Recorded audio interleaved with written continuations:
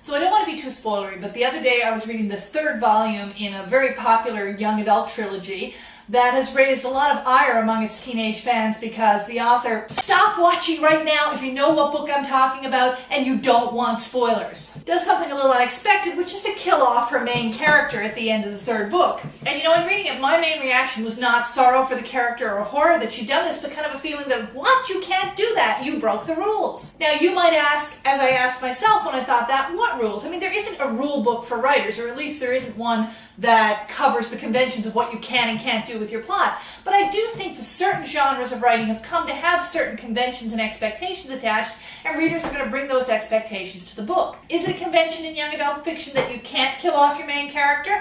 Well, I would have said so up until now. For example, when J.K. Rowling was coming up to the last book of the Harry Potter series, a lot of people said, oh, she's going to kill off Harry in the last book. And I felt tremendously confident saying, no, she's not. It's a young adult novel that would defy all the conventions of young adult fiction.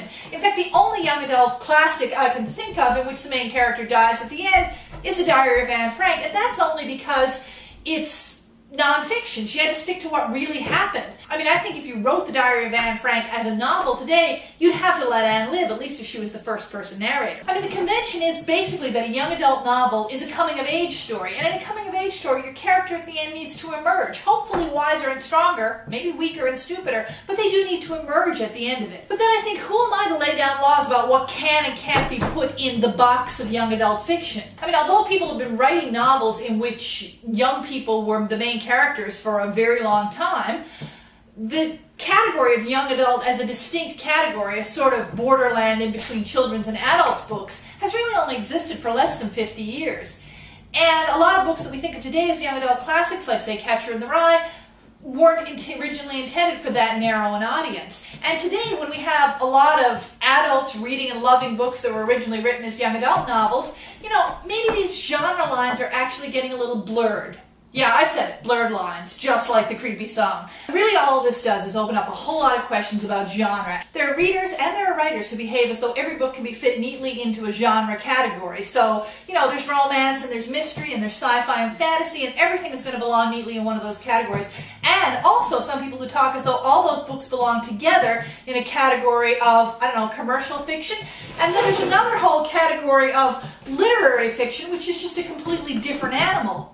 But it's really not that simple, and it never has been. I mean, yes, there are genres that have some pretty rigid conventions. Take romance, for example. I think any romance writer will tell you, even if you have a contract with a romance publisher, if you veer too far away from the conventions of that genre, your publisher's either not going to publish the book or they're going to ask you for a rewrite. If you pick up a romance novel, you should be assured that the hero and heroine are going to end up together at the end of it. Likewise, any reader picking up a mystery novel has a right to expect that there will be a crime committed, and by the end of the novel, we'll know who did the crime and usually why. But what about books that feature the story of a crime, or books where a relationship between two people is important, but it's not by any sense a romance novel?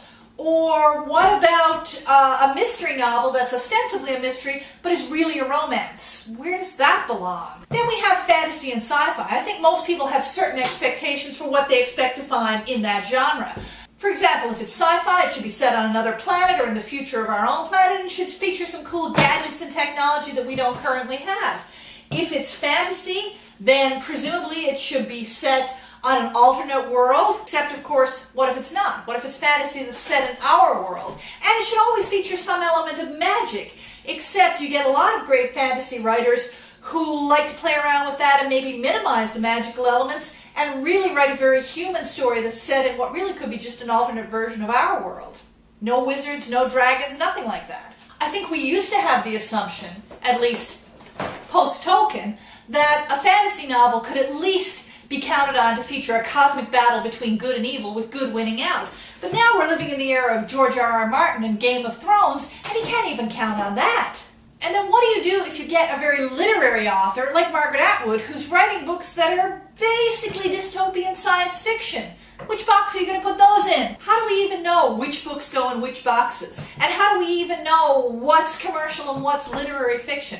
The fact is, some of these boxes are quite rigid. If you're publishing with a traditional genre publisher, like for example, you want to get a romance novel in with Harlequin, you need to really know the conventions of that genre and follow them pretty much to the letter. Likewise, if you're trying to attract the attention of a particular agent and you know that that agent exclusively represents middle grade dystopian science fiction, you're going to want to make sure that your writing is clearly in that genre. But it also helps to know that a lot of these distinctions we make about books are kind of artificial, and they can be temporary. They can change over time. Sometimes they change because writers themselves choose to play around with them and push the boundaries and ask questions about what can you do in a young adult novel or in a fantasy novel. In fact, all of these lines are blurred lines. Blurred lines, I know you wrote it.